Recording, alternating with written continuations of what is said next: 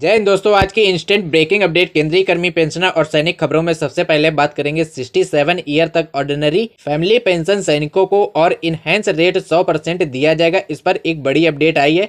PCDA ने PPO जारी किया है।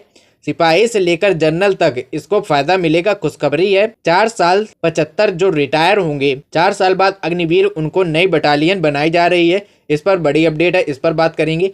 8 सीपीसी आयोग का काम शुरू, 2027 बजट में मंजूरी, डीए 50% मर्ज करने की मांग। इस पर बड़ी अपडेट है। एक्स सर्विसमैन को मिलेगी लोकल में नौकरी, प्रस्ताव जारी हुआ है। इस पर बड़ी अपडेट है।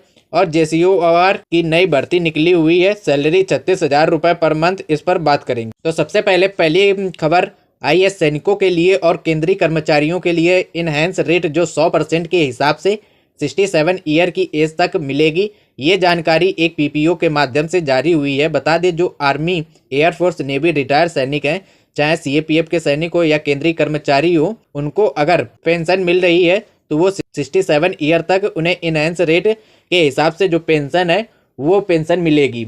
और जो ये ऑर्डिनरी फैमिली पेंशन मिलती है, ये 67 ईयर की एज तक मिलती है। एक पेंशन है जिनकी एज अभी 60 ईयर से कम है, इनको ऑर्डिनरी पेंशन दी गई है।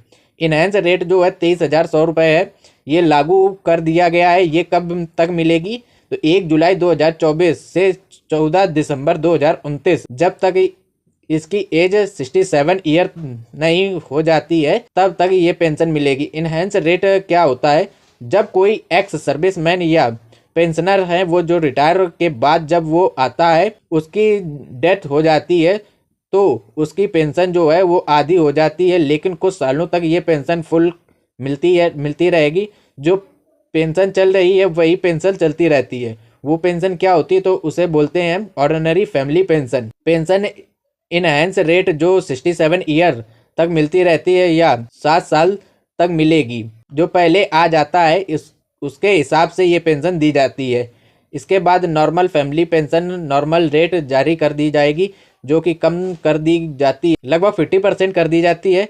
67 ईयर तक फुल पेंशन आपकी जारी हो रहेगी। कर्मचारी की डेथ होने के बाद फैमिली पेंशन मिलती रहेगी। एक दूसरी सबसे बड़ी खबर है, अग्निवीरों के फर्स्ट बैच रिटायर होने वाले हैं। 4 साल बाद 50% किया जाएगा, बाकी 75% कहाँ लगाया जाएगा, इसके लिए एक बड़ी अपडेट आई है। एक अलग बटालियन बनाने जा रही है, जो कि 75% जो अग्निवीर हैं रिटायर होंगे उनके उसमें समायोजित किया जाएगा। बता दें, अग्निवीर योजना लगभग 4 साल पूरे होने वाले हैं। 75% जो पहला बैच है वो रिटायर होने वाला है। इसमें 25% परमानेंट कर दिए जाएंगे और 75% रिटायर हो जाएंगे। मुख्यमंत्री हरियाणा के हैं, उन्होंने एक इंटरव्यू में बताया है कि हरियाणा में फायर डिपार्टमेंट में एक अलग बटालियन बनाई जा रही है, जिसमें कि अग्निवीर रखे जाएंगे और 25% और 75% जो रिटायर होंगे वो ऑलरेडी ट्रेनिंग करके आते हैं, उन्हें एक उनकी बटालियन में रखा जाएगा और नई बटालियन बनाई जाएगी। यह व्यवस्था राष्ट्रीय आपदा प्रक्रिया बल यानी कि एनडीआरएफ की तर्ज पर होगी और अलग बटालियन होगी। इसमें अग्निवीर प्राथमिक रूप से भर्ती किए जाएंगे। सरकार का मानना है कि सेना में प्रशिक्षण ले चुके अग्निवीर आपदा प्रबंधक और सुरक्षा जैसे मामलों में बेहतर काम कर सकेंगे। तो अच्छी बात यह है कि हरियाणा के लोगों के लिए जो अग्निवीर में है उनके लिए 75% होंगे नई बटालियन में समायोजित किया जाएगा। और आज की दूसरी इंस्टेंट ब्रेकिंग अपडेट, 8वें वेतन आयोग ने अपना काम शुरू कर दिया है। पहले कुछ दिन पहले खबर आ रही थी कि अभी तक इनको ऑफिस तक अलॉट नहीं किया गया है, लेकिन वो खबरों को सरकार ने उसका खंडन किया है। 8वें वेतन आयोग ने अपना काम शुरू कर दिया है। जल्द ही मीटिंग होने वाली है कर्मचारी प्रतिनिधि और सरकार के प्रतिनिधि के साथ में, और इस मीटिंग में सबसे बड़ी बात तो ये निकल कर सामने आई है, 2027 के बजट में उसके बजट का ऐलान किया जाएगा, यानी कि 2026 के बजट में नहीं किया जाएगा। 8वें वेतन आयोग की बढ़ती मांग के बीच सबसे बड़ी वित्तीय जो बाधा है वो वित्तीय आवंटन बनी हुई है, जो आगामी बजट 2026-2027 के लिए होगा। उसमें वेतन मांग को लागू करने के लिए आवश्यक वित्तीय संसाधन जुटाए जाएंगे। जो वित्तीय संसाधन जुटाए जाएंगे, कई लोगों ने इस पर कटाक्ष भी किया है, कहा है यह बाबू और मंत्रियों के वेतन से जुड़ा है, इससे रास्ता क्यों नहीं निकाला जा सकता है। यह सर्वोच्च प्राथमिक होनी चाहिए सरकार के लिए। एक साथ में यह भी मांग की गई है कि डीए जो है वो 50% तक मर्ज कर दिया जाना चाहिए। अब खुद वेतन आयोग कह रहा है कि 2027 के बजट में इसको अनाउंस किया जाएगा, इसका मतलब 2028 में इसे दिया जाएगा। तो अब तक जो 50% डीए मर्ज किया गया है, इससे कर्मचारियों को, पेंशन भोगियों को राहत मिले और 2027 में जब बजट में अनाउंस किया जाएगा तो वित्त तक यह 2028 में लागू किया जाएगा। तो यह 2028 में लागू किया जाएगा, उससे पहले डीए मर्ज करने की मांग की जा रही है। उससे काफ़ी फायदा हो सकता है। डीए मर्ज होने के बाद जो अब 8 पे कमीशन डिले हो रहा है, उससे छुटकारा मिल सकता है केंद्रीय कर्मचारी और पेंशन भोगियों को। आज की तीसरी इंस्टेंट ब्रेकिंग अपडेट है, पूर्व सैनिक पुनर्योजन दूर क्षेत्रों में तैनात किए जा रहे हैं।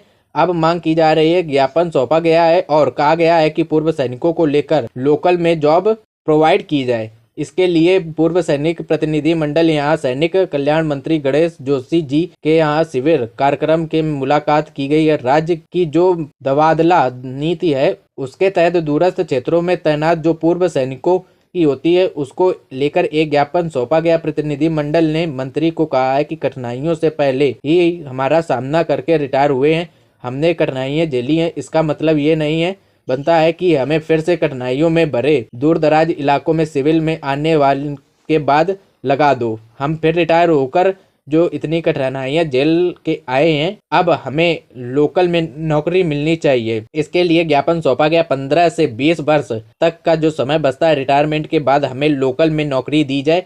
इसके लिए मंत्री को ज्ञापन सौंपा गया। मंत्री ने दिया है कि हम इसके प्रयास करेंगे कि जो पूर्व सैनिक है उन्हें लोकल में जॉब प्रोवाइड की जाए। जॉब से रिलेटेड लेटेस्ट अपडेट बता दें, एक्स सर्विसमैन ICSH सेल में उनको नौकरी दी जा रही है। दिल्ली कैंट में ये जो नौकरी होगी, कई तहत पदों पर और काफ़ी वैकेंसियाँ निकली गई हैं। इसमें सैलरी क्या रहेगी, तो इसमें सैलरी का भी इसमें दिया गया है। फिक्स सैलरी है इसमें दी जाएगी, इसमें फिक्स सैलरी दी जाएगी। नंबर ऑफ पोस्ट 20% में दिए हैं। और बता दें, ऑफिसर से लेकर जवानों तक इसमें वैकेंसी निकली गई है। नर्सिंग असिस्टेंट की वैकेंसी है। नर्सिंग असिस्टेंट की जो वैकेंसी है वो क्लास 1 नर्सिंग असिस्टेंट ट्रेड वाले इसमें अप्लाई कर सकते हैं। 16 वैकेंसी है, 36,500 रुपए सैलरी रहेगी। फर्म शिफ्ट की 3 वैकेंसी आई है। टी नेटवर्क तकनीकियन की 2 वैकेंसी है।